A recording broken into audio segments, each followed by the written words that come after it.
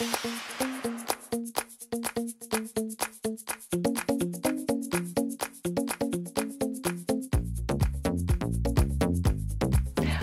and welcome to today's video.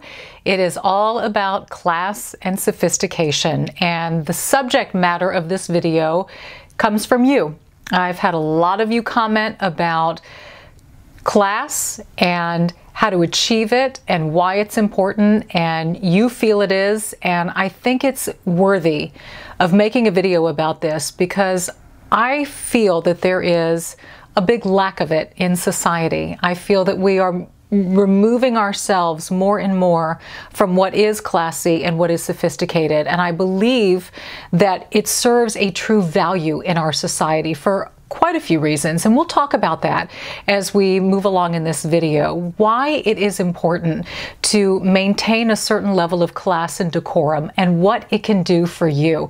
I've decided to really break this down into two real components. One is personal style, so it's the exterior that we're talking about, and the second is behavior, the interior.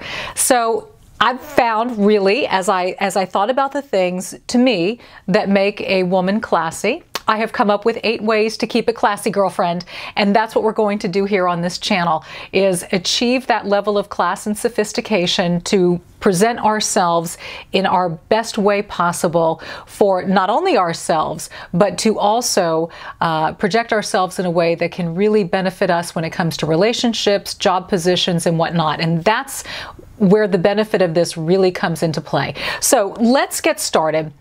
And let's talk about personal style. And we're going to start with wardrobe. It needs to be sleek and sophisticated. You know, my rule of thumb is reference what the French women are wearing. They've got it down. When it comes to class, style, and sophistication, the French women have nailed it. For them, less is more. So you can always look at a guidebook and figure out and emulate what it is that they're doing. But really, it starts with good quality, high-end fabrics, things that are tailored. And there's a rule of balance here, and this is something that I truly believe in. For instance, if you're going to do a wider leg pant, you can pair it with a slimmer top. Or if you're doing a skinny jean or a skinny pant, wear a blousey type of a top on top. You want to give the eye one thing to look at. You don't want too tight or too loose all over. It throws off symmetry, and it also, if things are too tight, you leave nothing for the imagination. And my husband has such a great line, give me a little something for my imagination. Don't put it all in my face. And it's true. A classy man wants a little guesswork there.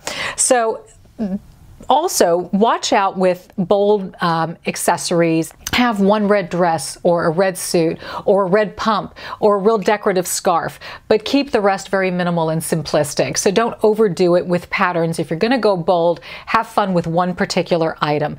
Jewelry also, keep it minimal. A very simplistic pearl necklace, pearl earring, a gold hoop or a silver hoop or a little choker, a statement watch.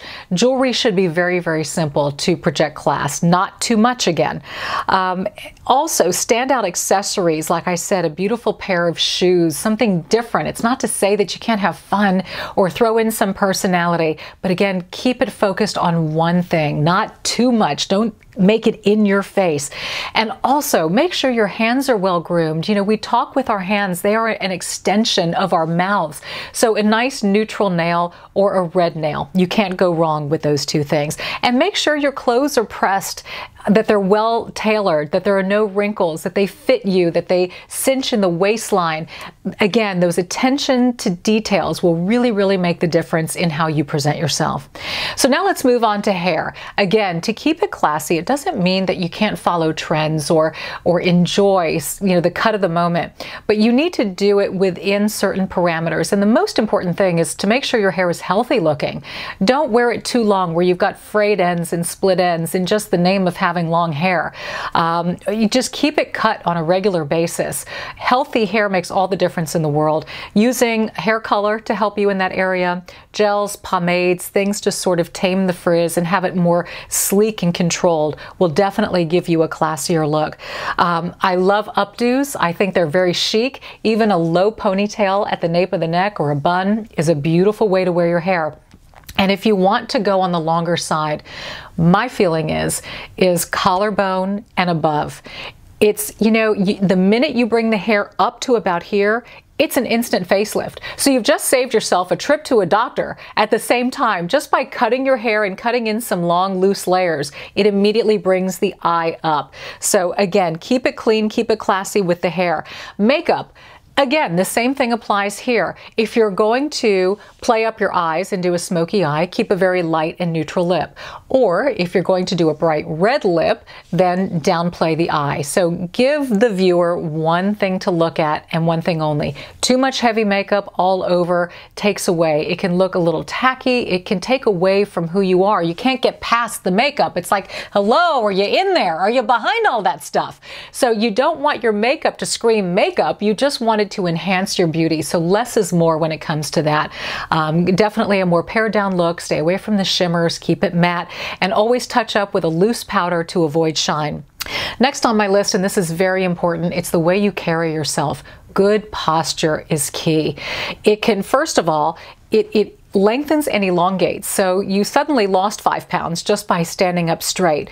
But there is something very striking about seeing a woman walk into a room with her head held up high, her shoulders back. She's carrying herself with self-confidence, and there's nothing more attractive than that. More than any of the stuff I just mentioned is the way a woman carries herself. So check yourself in the mirror from the front, the side. See how your posture is. See if your head's in alignment, if your shoulders are back. If you feel that you've been suffering from computer syndrome, you know, or phone syndrome where we're bent over like this, give yourself a check and look up some strategies to help you straighten up your spine and just be mindful of how you are seated at a table, behind a computer, how you're walking. The more you think about it, the more aware you are to stand up straight.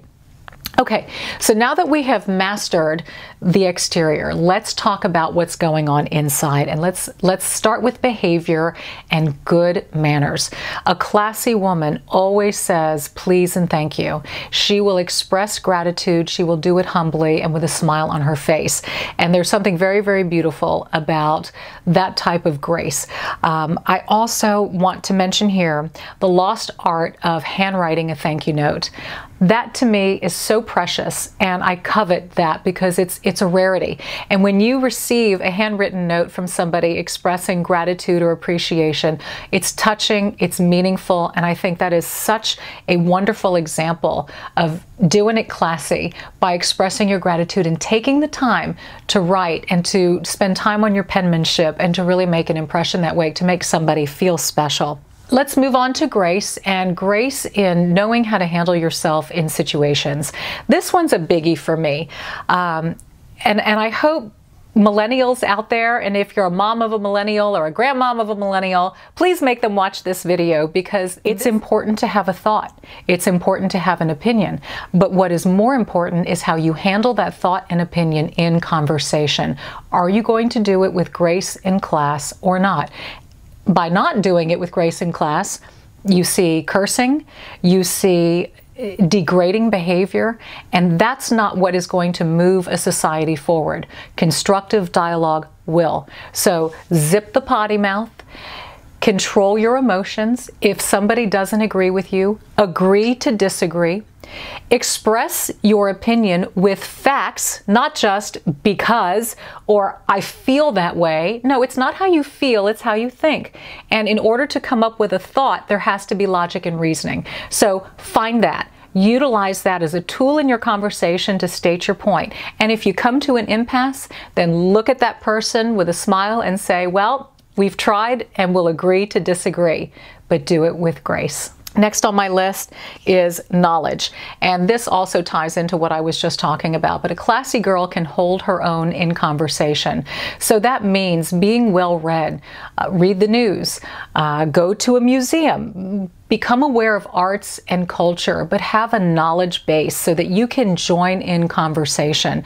It's important to be an active participant, and it's not to say that we're going to know everything about everything, of course not.